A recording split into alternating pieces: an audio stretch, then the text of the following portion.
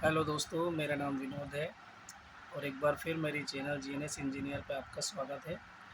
आज मैं आपको बताऊंगा कि हमें यदि ई टेंडरिंग करना है रेलवे के वेबसाइट पे तो उसके लिए हम आईआरईपीएस पे अकाउंट कैसे बनाते हैं और यूजिंग डीएससी के साथ। तो चलो स्टार्ट करते हैं। देखिए, मैंने अब यहाँ पे सर्च किया है www.ireps.government.in।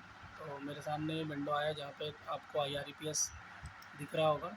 जैसे मैं इस पर क्लिक करूँगा तो मुझे एक पेज दिखाई देगा और उसको क्लोज़ कर देना है। देन आपको लैपटॉप पे लॉगिन दिखेगा।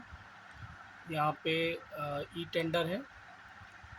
अब ये सामने एक विंडो दिख रहा है दोस्तों। यहाँ पे यदि आपका अकाउंट बना है तो आपको यहाँ यूज़र आईडी डालना है, यहाँ पासवर्ड डालना है, लॉगिन करना है और आपके जीएसटी जो डोंगल है, डीएससी डोंगल, उसको आपको अपने सिस्टम में लगाना है। लेकिन अभी फ़िलहाल हमारे पास तो ना यूज़र आईडी है ना पासवर्ड है। तो सबसे पहले हम रजिस्ट्रेशन करेंगे, तो यहाँ क्लिक करेंगे, click here to register a new contractor. देखिए, यहाँ पे 4 आपको दिखा रहा है कि आपको पहले है इनिशिएट रजिस्ट्रेशन रिक्वेस्ट। आप जब पहली बार रजिस्ट्रेशन करेंगे तो इसको सेलेक्ट करके आपको रजिस्ट्रेशन करना है। देन उसके बाद यदि आप एक बार रजिस्ट्रेशन कर चुके हैं और बीच में आप उसको मतलब कंप्लीट नहीं किए, बीच में वो पेंडिंग हो गया है, एरर आ गया, कुछ भी है, तो आपको एक रजिस्ट्रेशन नंबर मिल जाता है और आईडी मिल जाती है। उस आईडी को यूज़ करके हम सेकेंड टेप को के द्वारा हम उस प्रोसेस को कंप्लीट कर सकते हैं। ठीक है, तीसरा है view status of registration request, जो भी आपने किया उसका स्टेटस चेक करने के लिए। और चौथा है कि कोई भी क्यूरी जनरेट होती है तो हमें उसको रिप्लाई करने के लिए। तो अभी एक्चुअल में मैं इसको एक बार कर चुका हूँ, फिर भी मैं आपको बताता हूँ कि देखिए यहाँ पे आपको इस प्रकार दिखाई देगा। ये आपका जो है वो सारी डिटेल है कि आपको क्या क्या इसमें चाहिए। इस रजिस्ट्रेशन को करने के लिए आपको क्या क्या रिक्वायरमेंट है वो दिखाई दे रहा है। तो यहाँ पे देखिए डीएससी है, जिनके पास डीएससी है क्लास 3 का वही है इसमें रजिस्ट्रेशन कर सकते हैं। ऑर्गेनाइजेशन जो डीएससी होता हो वो। और यदि आपके पास नहीं है तो फिर आपको ये वेबसाइट दी है सीसीए की, यहाँ से आप उसको बनवा सकते हैं। देन यहाँ पे आपको यूज़र मैनुअल दिख जाएगा। इस यूज़र मैनुअल को पढ़ के आप इसको रजिस्ट्रेशन को कंप्लीट कर सकते हैं। एंड उसके बाद आपको getting your system ready for IR application, तो मतलब कुछ आपके इंटरनल एक्सप्लोरर में कुछ सेटिंग करना है जिसके थ्रू ये जो है पूरी एप्लीकेशन है वो रन करेगी। तो उसके कुछ छोटे से ट्रिक इसमें दिए हुए, इसको डाउनलोड कर लेना। देन उसके बाद फिर हम आगे प्रोसीड करते हैं।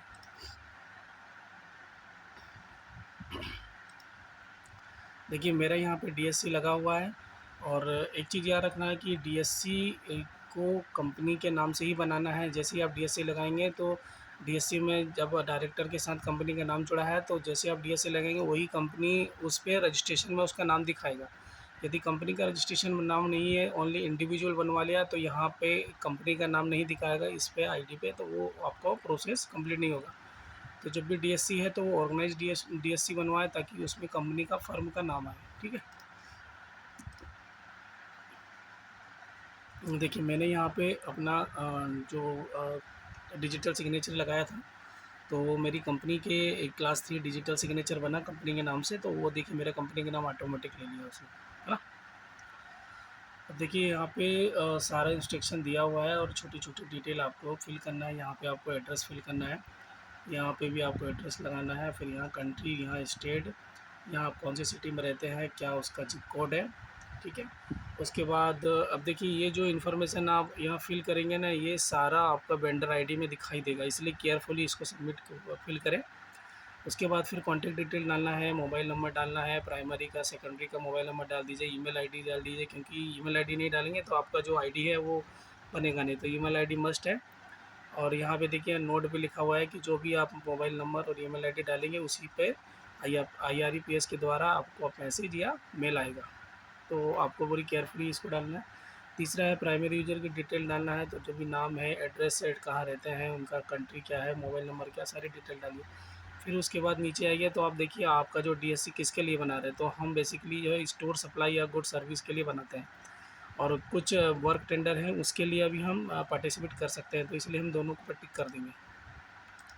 किसी को लाइजनिंग का या अर्निंग टेंडर के लिए करना है तो वो या वो अपना डीएससी बनवाता है तो वो यहाँ टिक करता है। फिर ई ऑक्शन के लिए करता है वो, जो वेंडर अप्रूवल के लिए होते हैं, जो जितने भी रेलवे के डिप्टी वगैरह हैं, तो ये सब जो वेंडर अप्रूवल के लिए अपना डीएससी बनवाते हैं। तो फिलहाल ये किया और यहाँ के बाद हमने इसको इन्फॉर्मेशन सेव कर देंगे। सेव करने के बाद क्या होगा ना कि आपके मेल आई जो भी आप मेल आईडी यहाँ देंगे उस पर आपको एक मेल मिलेगा और उस मेल में आपका रिक्वेस्ट आईडी डला रहेगा। ठीक है दोस्तों, मैंने पहले ये कर लिया था इसलिए मैं आपको डायरेक्ट दिखाता हूँ।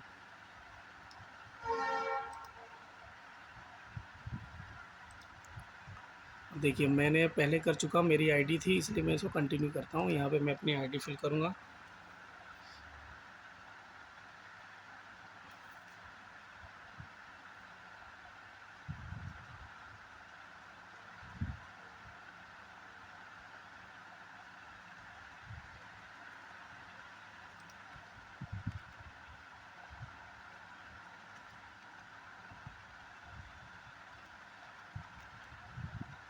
ठीक है दोस्तों, ये आईडी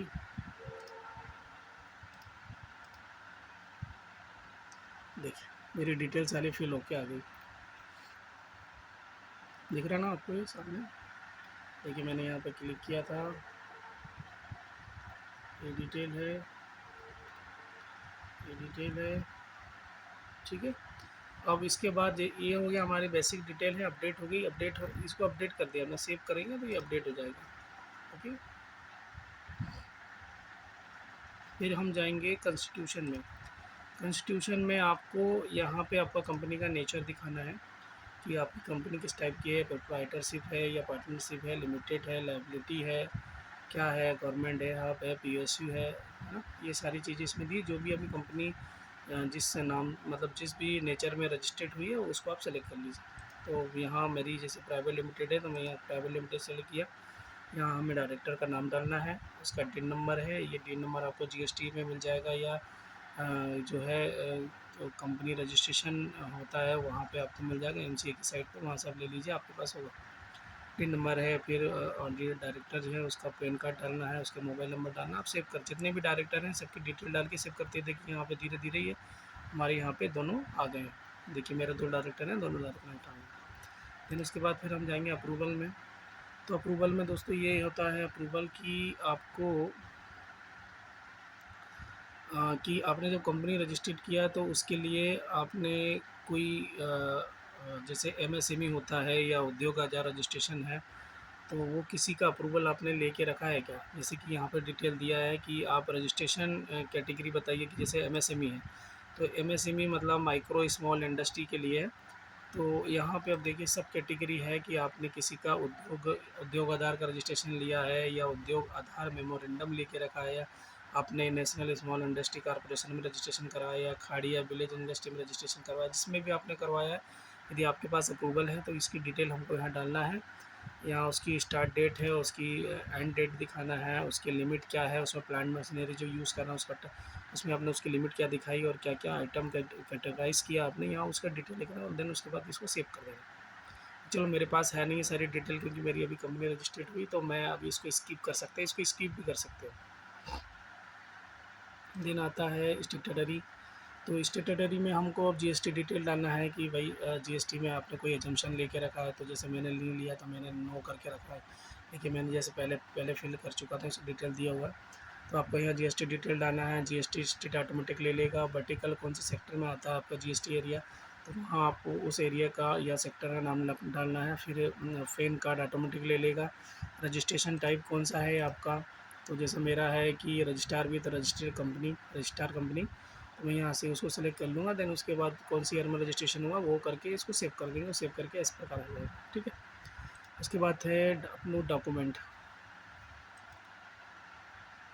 देखिए अपलोड डॉक्यूमेंट में आप जो भी डिटेल यहाँ पे फिल किया है ना, जितने भी टेप में प्रीवियस टेप में जितने भी डिटेल फिल किया है, तो उसके करस्पॉन्डिंग लिंक यहाँ पे जनरेट हो जाती है कि आपको जैसे आपने बेसिक डिटेल डाला है तो जो डायरेक्टर है उनका आइडेंटिफिकेशन के लिए आपको यहाँ डॉक्यूमेंट अपलोड करना पड़ेगा। उसका जो फॉर्मेट है यहाँ से आप डाउनलोड कर लीजिए। इस प्रकार का फॉर्मेट होता है। ठीक है, जितने भी डायरेक्टर हैं सबका करके और फिर कंबाइन पीडीएफ बना के अटैच कर देना है। ये देखिए।